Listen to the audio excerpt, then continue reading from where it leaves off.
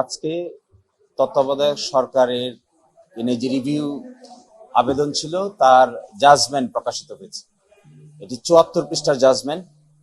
এখানে তৎকালীন মাননীয় প্রধান বিচারপতি মূল জাজমেন্ট লিখেছেন, রেফাত সৈয়দ রেফাত আহমেদ। এই জাজমেন্টের মাধ্যমে তত্ত্বাবধায়ক সরকার ব্যবস্থা ত্রয়োদশ সংশোধনীতে যে ফরম্যাটে ছিল এই ফরম্যাটে এটা পুনরুজ্জীবিত হলো। শুধু এতটুকু বলেছেন যে পুনরুজ্জীবিত হলেও এটা অটোমেটিক অপারেশন হবে না।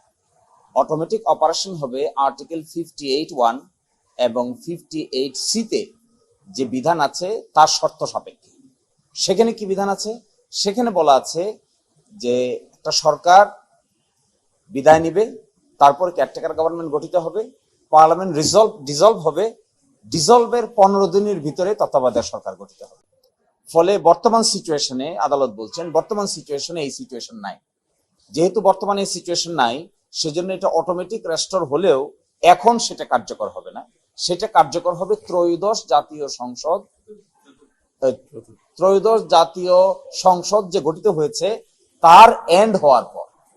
অর্থাৎ বর্তমানে যে সংসদ শুরু হয়েছে এই সংসদ যখন 5 বছর পরে শেষ হবে, শেষ হয়ে যাওয়ার পরেই আবার আর্টিকেল 58 এবং 58(c) কার্যকর হবে। এই পার্লামেন্ট যখন ডিসলভ হবে তখনই প্রশ্ন আসবে তত্ত্বাবধায়ক সরকার 15 দিনের ভিতরে গঠন করতে হবে। এই জন্য এই অবজারভেশন দিয়েছেন। আরেকটা প্রশ্ন হলো, এখন কি তাহলে পার্লামেন্ট পরিবর্তন করতে পারেন কিনা, যে প্রশ্ন করেছেন সিনিয়র সাংবাদিক। হ্যাঁ, আদালত রেস্টোর করেছেন ত্রয়োদশ সংশোধনী যেভাবে ছিল সেভাবেই রেস্টোর করেছেন। অর্থাৎ লাস্ট রিটায়ার্ড প্রধান বিচারপতি হবেন তত্ত্বাবধায়ক সরকারের প্রধান, এই বিধানটাকে রেস্টোর করেছেন। এখন বর্তমান সংসদ যদি মনে করেন জুলাই চার্টারের আলোকেই হোক অথবা অন্য কোনো আলোচনাই হোক, এই বিধানের মধ্যে কোনো পরিবর্ধন পরিমার্জন সংশোধন করতেন, তাহলে এটা সম্পূর্ণ আদালতে পার্লামেন্টের এখতিয়ারের উপরেই সেটা থাকবে। কারণ 2/3 মেজরিটি ভিত্তিতে সংবিধান যদি সংশোধন করতে চান, আদালত এটাকে পুনরুজ্জীবন করেছেন, এ কথা ঠিক। কি হিসেবে পুনরুজ্জীবন করেছেন? অতীতে যে ফরম্যাটে ছিল সেই ফরম্যাটে।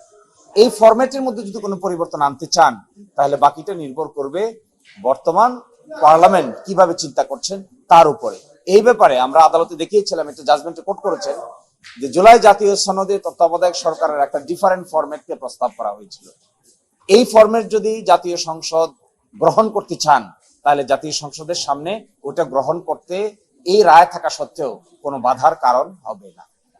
এখানে যে জটিলতাটা তৈরি হওয়ার সম্ভাবনা নাই, কারণ আদালত তো তত্ত্বাবধায়ক সরকার 13 অ্যামেন্ডমেন্টের বিধানটাকে পরিপূর্ণভাবে পুনরুজ্জীবিত করেছেন।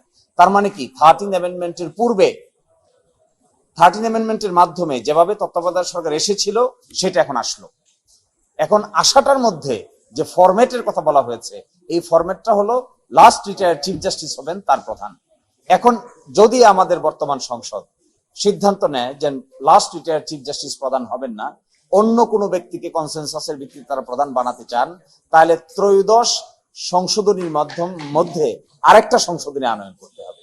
ওই সংশোধনী যদি তারা আনয়ন করেন, তবেই আদালতের এই আদেশটা কার্যকর থাকা সত্ত্বেও ভিন্ন কিছু হবে।